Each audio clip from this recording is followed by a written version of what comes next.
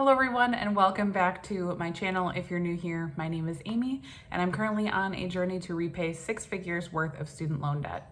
So today I asked for a lot of questions from Instagram and you guys certainly delivered. I have so many great questions. I will try to leave time cards in the description box in case you're looking for specific questions. I have questions about my pregnancy, about YouTube, about my job, the whole nine. I have so many great questions. I'm so excited to answer for you guys. So if you're interested in specific questions, I will link all the time cards in the description. So you can skip ahead if there are things that you're not interested in. And I'm sorry if I'm looking down, I'm looking at my phone so that I can make sure I'm answering all the questions that I got. So I will start out with questions about my pregnancy. So if you missed my announcement, I am pregnant. I am almost 20 weeks pregnant now. So a lot of questions about that. So I think that'll be probably the majority of the questions that I got. So the first question is, how are you feeling in your pregnancy? What has been the hardest part of your pregnancy? So right now I'm feeling great. So I feel like I'm finally in that great second trimester, like what they promise you when you first find out you're pregnant, like the second trimester is so great and you finally start feeling better. And I definitely feel like I have hit that sweet spot right now. I'm definitely feeling a lot better than I did in the beginning. I would say this pregnancy has probably been the hardest on me. I was very sick in the first trimester. I was exhausted. I could literally barely keep my eyes open. And I think part of it has to do with the fact that I work full time. I also do YouTube. I also have 2 other kids that I'm taking care of and a ton of other things that I do in my free time. So I definitely think that being busy was a huge part of why I was so tired, but that first trimester was really, really difficult. And it was just also very anxiety inducing. I feel like as I've gotten older, so my other 2 kids are 7 and 2. With my son, I feel like I was young and I didn't really know things that could go wrong when you're pregnant and things like that. And I just wasn't as aware of those struggles and everything at that point in my life. And I feel like as I've gotten older, I definitely had more anxiety in my pregnancy with my daughter. And I had even more in this pregnancy, just being nervous in the first trimester and all that. So it was mentally also very challenging in the beginning, but I'm feeling great now. So I'm very, very grateful. The baby, I just had my anatomy scan last week. The baby is growing awesome. Everything looked good. So I was super happy about that. And if you haven't, if you're not on my Instagram, you probably don't know we are having a boy. So very excited about that. I have a boy and a girl. So our third baby is a boy and my son is very excited about that. So next question is, how has pregnancy changed your budget? So I would say it hasn't quite yet changed our budget. We do have a high deductible health plan and we do use an HSA, so a health savings account. So as far as that goes, we've just been pulling money for any appointment fees or anything that we've had to pay out of pocket. We've just been pulling that out of our HSA. So it's been really nice to have that cushion of money to be able to use for medical expenses. As far as the rest of our budget though, it honestly hasn't changed. I do post all of my budgets and I don't think anybody noticed anything differently. I've been trying to really stick with our normal budget as much as we can. A struggle that we've had while I've been pregnant though is not eating out as much as I really wish that we could, because obviously I'm especially my first trimester, I was so tired and it was really a struggle to not just be okay, let's go get takeout. I don't feel like cooking. So that was definitely a struggle in the beginning of my pregnancy, but it has gotten a little bit better and I've definitely been trying to focus on meal planning and stuff so that our budget doesn't change quite yet, because I know once the baby comes, our budget will inevitably change. I'm just trying to keep it as low as we can right now. Next question, how did you find out you were pregnant? So I guess it was pretty boring because we were obviously trying to get pregnant. So I knew, and we were tracking everything, and every time I try to get pregnant, I test super early, so I couldn't wait. And I think I tested at 8 DPO. If you're not familiar with TTC terminology, 8 days past ovulation, it's very, very early to test. Normally you can't even get a positive at that point, but I did get a really, really faint positive at 8 DPO, and then I tested again at 9, and I got like a legitimate positive test that was like clear. The 8 DPO one, my husband was like, you're seeing things, like there's nothing on here. And then the 9, he was like, okay, I believe you. Like I finally see something. And I do actually have a history of miscarriage. So I did call my doctor right after that, and I went in and did blood work. So I got blood work done, and they just made sure that like my HCG, which is the like pregnancy hormone, was rising appropriately, and it was, which was great. And so, yeah, that was how we found out. It was pretty boring. Also, it's our 3rd baby, so it was kind of just like, cool, you know, I don't know. I mean, of course we were excited, but it was one of those things where it's like, I feel like it's more exciting, like in like movies and stuff. I was obviously excited, but I also, like I said, had like a lot of anxiety. So it was like exciting, but like nerve-wracking and all that kind of stuff. I was definitely more excited when we got our betas back. So I went in for my first set of betas and then my second, and they were awesome. They were like, I think almost tripled the second time. So my numbers were really good. So I feel like the second time that I got my blood work done, I felt like finally like I could breathe and everything looked good. So I would say that was probably like when I was the most excited, but pretty boring. Sorry. I don't have any like awesome stories about that. Next question, how much to save for a baby as a first-time mom? So I think that this is a really individual question. And obviously this is my 3rd baby. So this is kind of my 3rd time going through like the buying for like a newborn and stuff. And my kids are pretty spaced out. So my son is 7. And so this time I feel like will be a little bit more expensive because we don't have a lot of our baby stuff anymore. Over the years, we have donated a lot of things intentionally. Even though we did know eventually we probably wanted to have more kids, I was given opportunities in between most of my kids that allowed me or enabled me to donate things. And I feel like I would rather donate things to people who need them rather than them just like sitting in my basement. So I do have some baby stuff. Like we have some of the bigger stuff, like we have a high chair and a pack and play and stuff like that, and like a crib and stuff. But as far as like clothing and smaller items, I have definitely donated in between my kids. So it does cost us a little bit more just because we haven't like saved every single item for all of our kids.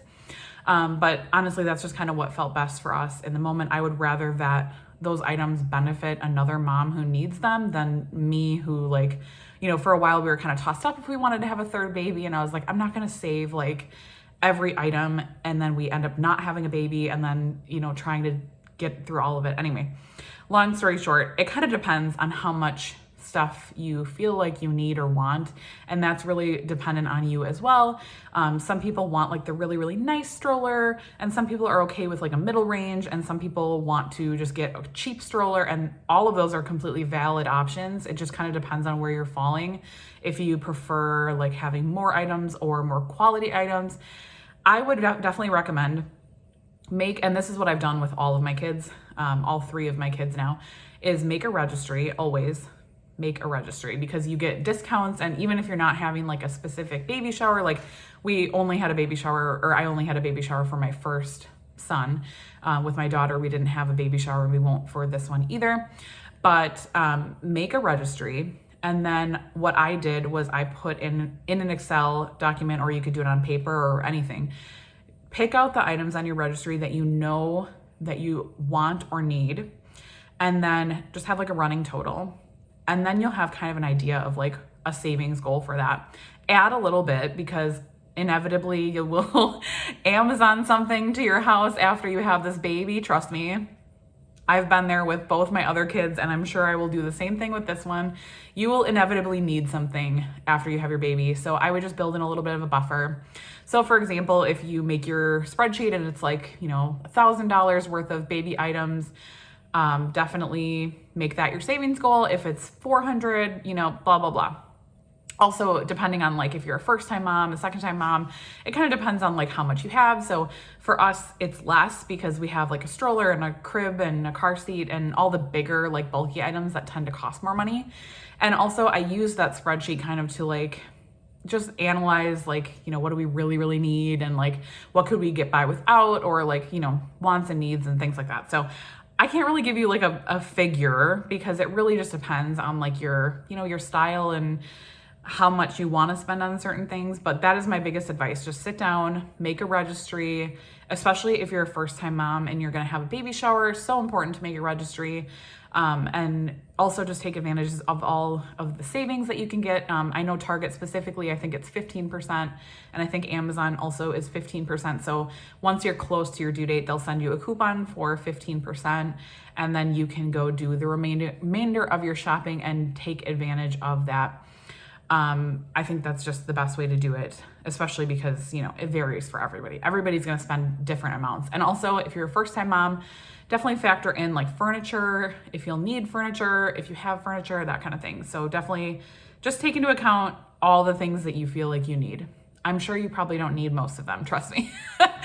I, as a first-time mom, thought that I needed so many different things that I really didn't need. So that's that, but it's okay. Whatever you think you'll need or want, just put it on the list. And then also, so the next question here, how will maternity leave affect your budget, or how are you planning for that? So that's a really great question. So if you are new to my channel, I live in the United States. So, our maternity leave is not the greatest here. Like, there really isn't any paid leave universally in the United States. In my state, there isn't any required paid leave either. So it kind of just varies on your employer. I have been on both sides of the spectrum. So with my son, I had 0 paid maternity leave. I had to completely take unpaid leave. I didn't receive any income during the 8 weeks that I took off with him, which was also just not enough time, but that's a whole nother rant for a whole nother day. But I took 8 weeks completely unpaid with my son. With my daughter, I worked at the company that I currently work at, and I took, I think, 16 weeks, a little bit more than 16 weeks, and it was fully paid. My employer offers 12 weeks fully paid, and then you can also supplement additional with sick and vacation time or PTO, and that is what I did. So I saved up some of my PTO and I took 16 weeks. I will probably do the same thing this time. I haven't quite thought exactly through like what our plan is yet. We do have the ability to take up to 24 weeks. Obviously a portion of that would be unpaid because I don't get that much PTO, unfortunately, but we do have the option. So that is an option for us. I don't think that I will be doing that. I don't think I'll be taking any unpaid time this time. I just don't feel like I will need to or want to. Honestly, I felt like 16 weeks was, especially because I had had my son and I had only had 8 weeks unpaid. The 16 weeks paid was like insane. Like it felt, amazing. And I really felt like that was a good amount of time off. So I will probably take like between 16 to 17 weeks off with this baby as well. And I do plan for that to be fully paid. So I'm not really planning anything different in our budget necessarily. Of course, we have savings and stuff. If I do end up wanting to take more time, I don't anticipate that happening, but if we do have options. So that is that. Definitely, if you are thinking of getting pregnant, look into your employer's policies, what they offer for maternity leave, and just be aware of that. And then also, if you do have to take unpaid time, plan to save up any amount that you feel like you'll need, whether it's 50% of your income or 100% of your income or whatever your family would need you to supplement during that time, and then you can save up appropriately. So it's kind of like the other budget questions. Try to like estimate your expenses based on your own situation. There's not going to be like a one size fits all, like $1,000 a month. That could be way too much for somebody and way too little for somebody else. So just estimate based on your own situation. And the last pregnancy related question is, how much do you expect your budget to change monthly once you have the baby? So I would probably estimate like, I don't know, $100 to $200 a month. I do plan to breastfeed. I breastfed both of my other kids, and so that definitely takes away from some of the costs. However, there are definitely still costs associated with breastfeeding. It's not free, at least for most people. Like there's things that you need to purchase to assist you with breastfeeding. So and then obviously diapers and wipes. I've already started buying diapers and wipes while I've been pregnant. That's something that I do with every pregnancy.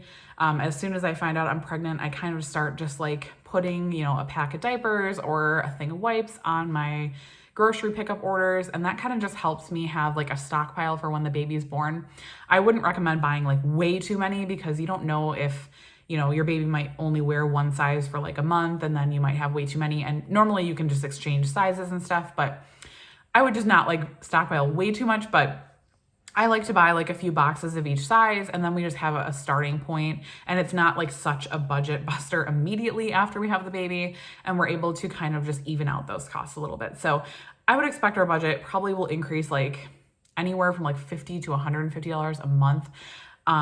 In the few months following the baby, my budget will definitely have some flexibility put into it intentionally, just because, like I said, like a lot of times, you know, we're eating out more often after we have the baby, or, you know, we're buying things on Amazon that we normally wouldn't buy, or, you know, we're overnighting things from Amazon, which I've definitely done with both of my other kids, you know, like especially like when you're a new mom who hasn't been sleeping, it's very tempting a lot of times to just like overnight whatever you can to see if it'll help your baby sleep. So definitely some flexibility in the budget, but I'm not like anticipating a huge change. The only huge change that we will have is a few months after we have the baby for daycare. So our daycare costs will probably more than double what they are now.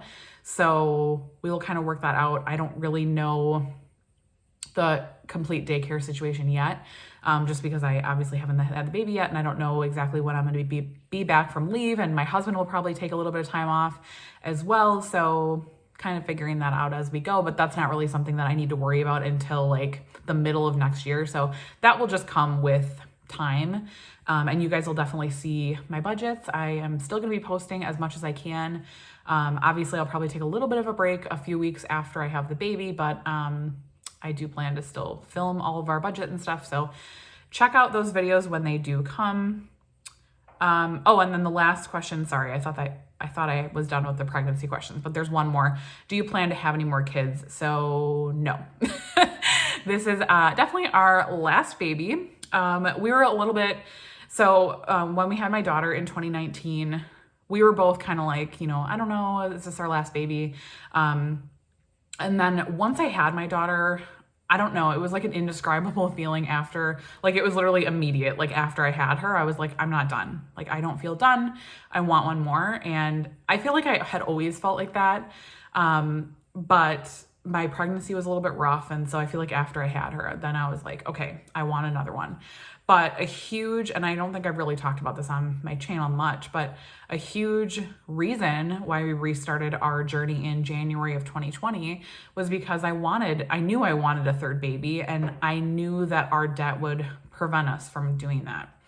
And it kind of makes me like emotional because it's sad to me that I felt that way and that debt was going to impact the ability to grow our family.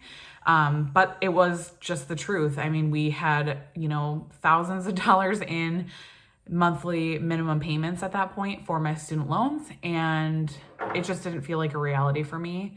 And then, you know, we basically said, like, let's table it until my daughter turns 2. She turned 2 in July of 2020.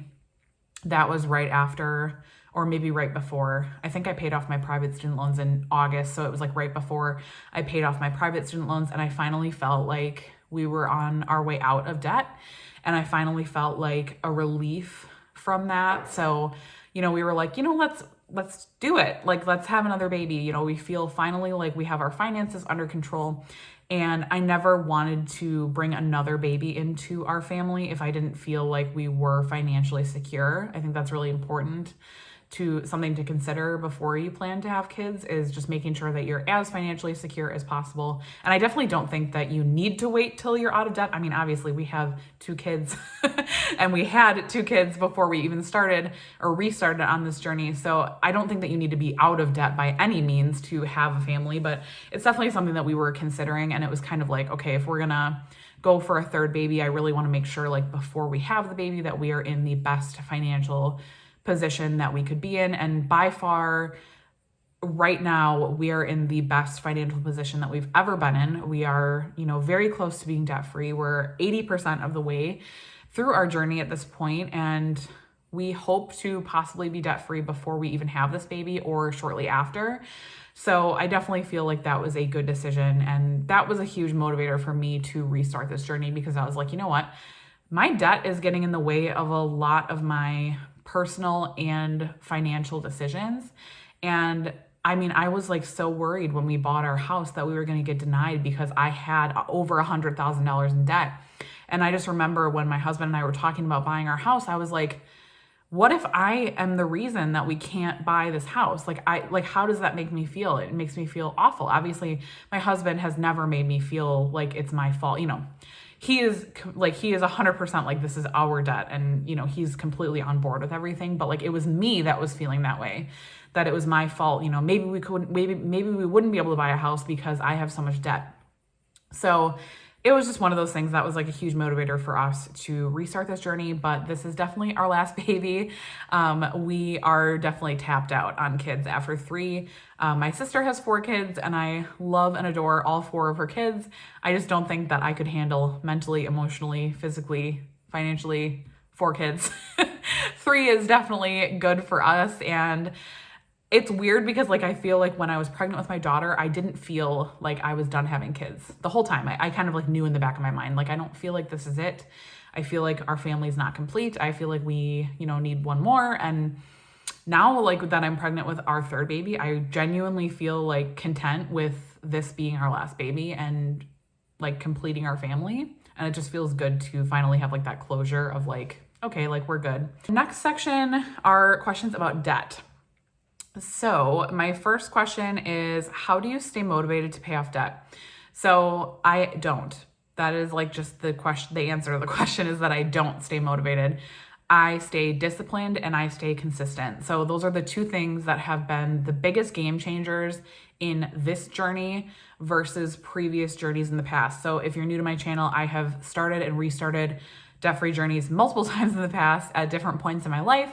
And none of them have ever stuck except for this time. So when we restarted in January of 2020. And I think the difference is I make weekly payments. I make no excuses. I have made weekly payments every single week. And even if it's, $50 to $100 or if it's $1,000, like, I am making payments weekly. And that has never been a thing that I've not done. So I think just building in consistency is the biggest thing. Like, you won't always be motivated. And there's been points in my journey where I've been very motivated. Like right now, I feel very motivated to finish the year off strong. But there's been points in the year where I'm like, I don't want to pay debt. I don't want to do this. I want to go on vacation and I want a Starbucks latte and I want to spend my money the way that I want to spend my money. But building in those consistencies has been the game changer. So that's just my answer to that. I think that you can't rely on motivation. And it's the same with like working out too, which is something that I've tried and failed to learn my whole adult life. I feel like, especially with fitness and nutrition, is that it's really what you do consistently, and you won't always have the motivation. But if you build in those consistent milestones, like, you will succeed. So that is just has been a thread that has run through my whole life. I feel like just consistency, build a system that works for you. Should I focus on my credit score or getting out of debt? So I think that those aren't the same thing. So I think that by focusing on getting out of debt, you are kind of focusing on your credit score. And I guess it kind of depends on what your goals are. So if you are very, very close to like buying a house or something like that, where you're taking on a new debt that has an interest rate, obviously having a good credit score is very important because it will help you get a better interest rate.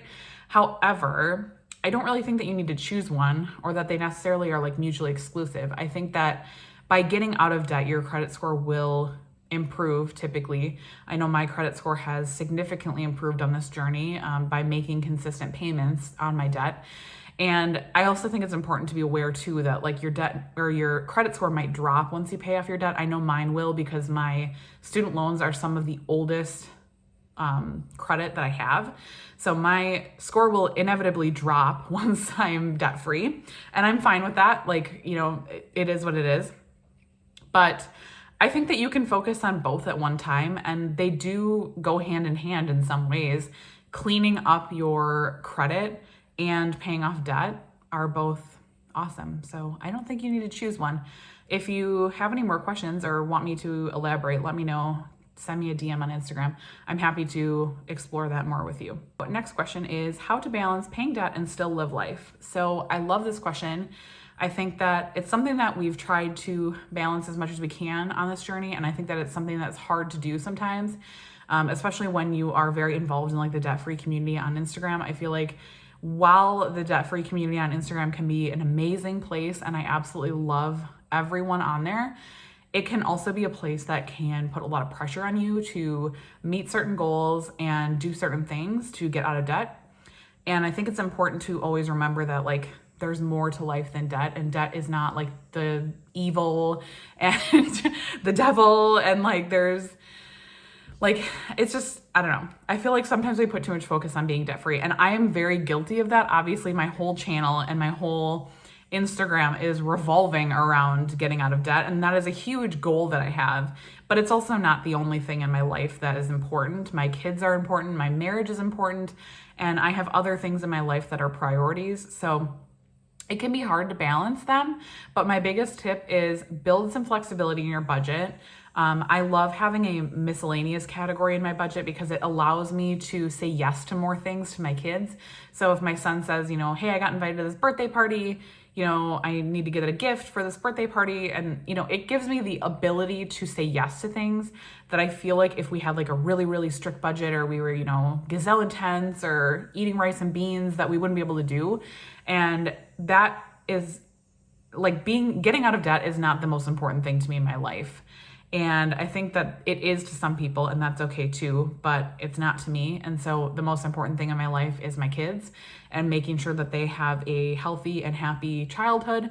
And so there are times where I prioritize them over getting out of debt or paying certain things or doing certain things with my kids that, you know, my son just had a birthday party, and I did get some feedback that like people thought that I spent too much money on his birthday party, or I could have done it cheaper, or I could have saved money. But like life isn't always about saving money and doing things cheap. Like I spent almost $400 on my son's birthday, but I'm happy with that. I didn't want to go cheap. You know, he has had years of cheap birthdays, okay? Like he has had cheap birthdays and he's had, you know, expensive birthdays. And this was a year where I felt like I wanted to do a bigger birthday for him. And I was completely content with that. My budget was fine with doing that. And it was a priority for me. So I think it's just, you know, obviously there's like a balance too. Like you don't want to just go like, you know, spend thousands of dollars a month on clothes or, you know, things like that. That's not a priority to me at least. And so it's like just figure out like what are the most important things, and then what things can you cut back on to pay off more debt. That is my advice. So next section are questions about YouTube. So the first question in this category is, do you ever plan to quit your full-time job and do YouTube full-time? So no, I don't. YouTube is definitely a fun hobby for me, and I truly do love and enjoy it. I absolutely would not be where I am today without YouTube, specifically because I feel like this community is so amazing. I have met so many other creators that have been so welcoming and amazing. Like I couldn't even list half of them. Like I have so many people that I follow on YouTube in this personal finance space, and that I absolutely love watching their videos, and just the support on this platform is amazing to me. And so I don't plan to like not do YouTube in the near future at all. I definitely plan to continue to make videos. However, I don't plan on ever being like a full-time YouTuber. That's just not a priority for me. I enjoy my current job. I'm not like miserable in my corporate 9-to-5 job. I enjoy it. It's fine. You know, it's obviously not like I don't wake up in the morning and I'm like, oh, I can't wait to, you know, get to work. But, you know, it's a job that I enjoy doing. I got a master's degree so that I could do this type of job. So obviously I want to continue to utilize that. And while I love YouTube, it definitely has not paid me nearly enough to ever be able to even dream of quitting my full-time job. And that's okay, because that's not my intention. My intention on this channel was never to make money. Obviously my channel is monetized now, but I don't make that much money on it. So it's a hobby to me. I am extremely grateful that I am able to make some side hustle income from this channel, and I truly appreciate all of you watching and supporting me on this channel, but I never plan to quit my job. That's just not something I've ever considered, and highly doubt that I would ever consider, even if I started making more money on this channel. It's just not a priority for me. And then the next question on YouTube specifically was tips for someone newly starting a channel. So I feel like I'm not like the greatest person to answer this because I don't feel like I am like versed in like the YouTube analytics, and there's like a lot that goes into like the SEO and like all that kind of stuff on YouTube. I honestly know nothing about that. My biggest tip is to post consistently, get involved in your community. Those two things I feel like have been very helpful in me, or with my channel specifically, to grow on YouTube. And it's always been very organic. I don't like promote anything. I don't do anything special. Like I don't do anything other than just post consistently. I think that's been the biggest thing for me, is just making sure you're posting consistently. I post at least once a week, sometimes twice a week, kind of depending. I do take some weeks where I only post once, but I typically post twice a week. And that has worked for my channel. I feel like my growth has been very organic because I am very involved in the community, and I truly am passionate about this community, and I enjoy being here. So I think definitely make sure your channel is something that you're really passionate about and can be involved in organically. How many times am I going to say organically in this video? But that is my biggest tip, is just be consistent, get out in the community. That's really all the advice I can give you. So the last set of questions are just like random questions that didn't really fit into any of the other categories. So the first one is the last book you read and your favorite book that you've read this year. So I'm currently reading Love People, Use Things by The Minimalists. I have read I think they only have one other book. Maybe they have more. I've only read one of their other books. It's like The Minimalists is the title. I'm currently reading that book, and my favorite book that I've read this year is probably Dark Matter by Blake Crouch, I think his last name is. I don't have it in front of me, so I can't say. I will link that book below if you are interested in checking it out. And it's a definite close call between Dark Matter and The Kind Worth Killing. I will link both those books below. They were amazing, both of them. I'm definitely more into like the thriller type of books, and I try to sprinkle in like some personal development books as well. But those are the two favorites that I've read this year. I have read 14 books this year. So those are my two favorites. And then the next question, do you enjoy your job? How did you choose a major in college and decide what you wanted to do? Would you ever go back to school? So do I enjoy my job? I do. I genuinely enjoy my job. I like what I do. And it provides me, the thing that I like the most about my job is that it provides me flexibility and the ability to be there for my kids when I need to. So I have a very flexible job. I'm able to, work through things. I'm able to take time off with my kids a lot. I'm able to, take them to appointments or go on field trips. And that ultimately is the most important thing to me right now in my career, is because I have little kids and, I'm pregnant and I have appointments and all these different things going on. And my job genuinely is very flexible, and they allow me those times where I need to be with my family. So that is the most important thing to me, and that is provided to me by my current job. So I do enjoy it. I like what I do. It's fulfilling to me. It's using my degrees. And that's important to me too, because obviously I have paid a lot of money for my 2 degrees that I have. So it's definitely important to me to use those degrees. And then how did I choose a major in college? This is like a very lame story, but basically when I spent many years working at McDonald's. So I actually had a coworker that was like, you would be really good in HR. And it was right before I started college, and I was like, what's HR? And then I found out what it was, and I was like, cool, okay. And I picked it. And I'm like one of those people that once I make a decision, I'm all in. I'm not going to change my mind. I never once changed my major when I was in college. I decided I was going to do HR, business HR type of work. And I never changed my mind. And here I am working in HR, 11 years later. So obviously I do enjoy it, and I think it is a good job for me. I think that It's one of the best jobs that I probably could have picked, even if I had picked it on my own. I mean, somebody just told me they thought I'd be good, and apparently I am, or at least I'm okay. I've made it this far. So that's that. Would you ever go back to school? So I'm like one of those people that loves school. So honestly, I would go back to school, but like I probably won't realistically, but like I love school. So I would go back if I ever for some reason had the opportunity or chance to go back and not have to pay for it. But I don't see that happening because I have a master's degree and there's really not much that you can do with a doctorate in business or HR as far as I'm concerned that like I would want to do. But I do actually plan, and one of my 2022 goals, I'll post a video in a few months once I actually have like all my goals solidified and everything. But one of my goals for 2022 is going to be getting another certification in HR, a benefits specific certification. I'll talk more about it in that video. But so I do plan to like continue my education in that realm of like certification, but not like getting a doctorate or furthering my education in that way. And then the last question, I'm so sorry, this video is so long. If you're still watching, thank you so much. I had so many great questions. I actually didn't even get to all of them, but I'm gonna do this as my last question because this video is almost over 30 minutes long now. So what was the hardest time in your life, financially or personally or both? So I would say definitely when I got pregnant with my son.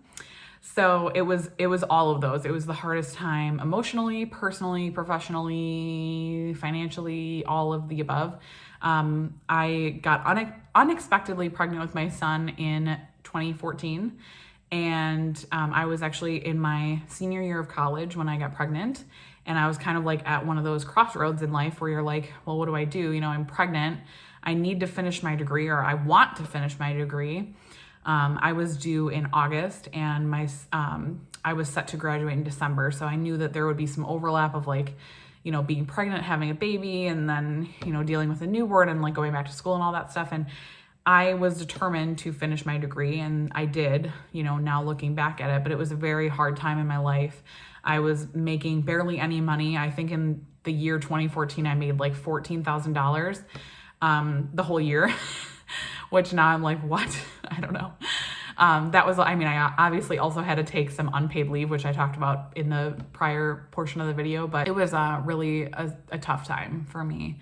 And yeah, now I look back at it and I grew so much in that time, but it was so hard. And having my son at a young age, I was 22 when I had him. So obviously I wasn't like a teenager, but I was still very young and didn't know like anything about being a parent. And it was just a hard time for me. And I'm so glad that it happened though, because I feel like it really shaped me as a person and made me different. It made me grow up faster, which I guess is a plus and a minus.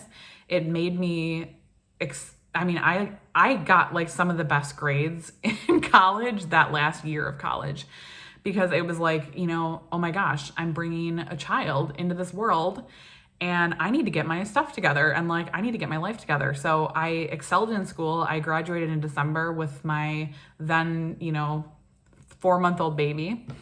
And then a couple years later, I went back to get my master's degree. And that was something that I had always wanted to do. But I wasn't sure that it would ever happen because then I was, you know, a mom of a baby, a toddler at that point, and I wasn't sure that it was something that was realistic, but I did it. I went to night school. It took me like about 2.5 years to get my master's, and I graduated in 2017 when my son was about 3 years old. So that was definitely the hardest time, all of those, financially and personally. You know, it was very hard, and that is where I got into a lot of debt. If you watch my debt confession video, I will link it above if you haven't watched that, but that goes into more detail of like debt during that time. But I definitely had credit card debt, a car debt, and all these other debts associated with that time in my life, because obviously making $14,000 as a mom is not, you know, not enough. So I definitely got into debt at that time. So that is all the questions I'm going to answer today. Thank you guys so much. If you have any other questions, definitely drop them in the comments below. And thank you so much if you watched this whole video. I can't even believe how long this video is, but I truly enjoyed filming it and getting really personal and just having this time to talk to you guys. So thank you so much for watching. Let me know if you like this kind of video, and I will do Q&As more in the future, and I will talk to you in my next video. Bye guys.